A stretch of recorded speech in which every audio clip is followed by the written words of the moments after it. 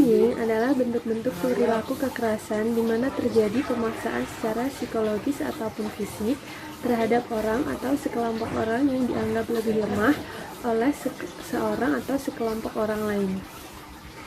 Kata bullying atau perundungan berasal dari bahasa Inggris, yaitu kata bull yang berarti banteng, yang mana suka menyeruduk ke sana kemari. Dalam bahasa Indonesia, secara etimologi, bully artinya penggertak atau orang yang suka menyakiti orang lain.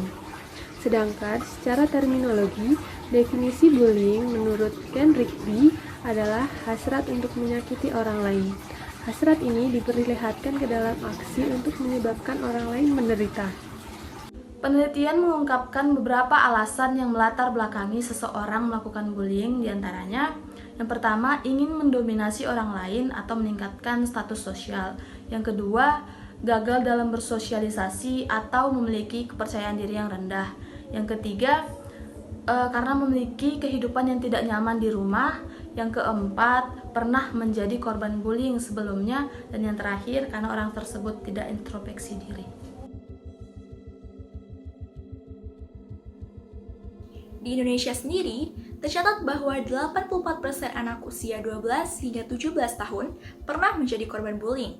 Menganggap media sosial dan internet berperan tinggi atas kenaikan kasus bullying adalah salah besar. World Vision Indonesia mengungkapkan bahwa pada tahun 2008 telah terjadi 1.626 kasus bullying, dan pada tahun 2009 terjadi peningkatan hingga 1.891 kasus, yang mana rata-rata terjadi di sekolahan. Bisa dibayangkan berapa besaran peningkatannya di tahun-tahun sekarang. Bahkan, pada Februari 2020, kejadian mengenai siswa yang jarinya harus diamputasi hingga siswa ditendang sampai meninggal menjadi gambaran ekstrem dan fatal dari bullying fisik dan psikis yang dilakukan para pelajar di dunia pendidikan Indonesia. Adanya bullying ini berdampak serius terhadap kehidupan seseorang. Tak ada yang sungguh baik-baik saja setelah dibully. Kebanyakan dari korban bully mengalami gangguan kesehatan mental seperti rendahnya kepercayaan diri, merasa sedih dan sendiri, menarik diri dari interaksi sosial, gelisah, depresi, sulit untuk mempercayai, atau yang lebih berbahaya adalah ketika memunculkan niatan untuk melukai diri sendiri dan bahkan menjadi seorang perundung baru. Selain itu, di beberapa kasus seringkali muncul keluhan fisik seperti sakit kepala, sakit perut, nyeri, otot menjadi tegang, dan keluhan lain. Bullying ini merupakan tindakan tidak beradab yang telah merenggut hak atas rasa aman milik orang lain. Ada 3 metode untuk menyelesaikan permasalahan bully yang dimulai dari kita.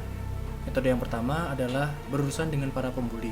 Bila kita merupakan korban dalam tindakan perilaku bully, kita harus tahu bagaimana cara kita mengatasinya. Kita harus tetap tenang dan menghiraukan mereka. Namun apabila mereka telah melakukan tindakan yang berlebihan, adukan kepada orang yang memiliki otoritas di sana. Melaporkan tindakan bully adalah tindakan yang memberani. Lalu metode yang kedua adalah membantu orang yang sedang dibully. Ketika kamu menemukan orang yang sedang dibully, sebaiknya kamu segera datang dan melakukan aksi, seperti melerai mereka. Lalu untuk metode yang terakhir, menjadi seseorang dengan contoh yang baik. Metode ketiga ini merupakan intuisi, namun memiliki efek yang baik dalam pikiran kepala kalian. Hal ini dapat berguna untuk bisa membedakan mana hal yang baik dan mana hal yang buruk.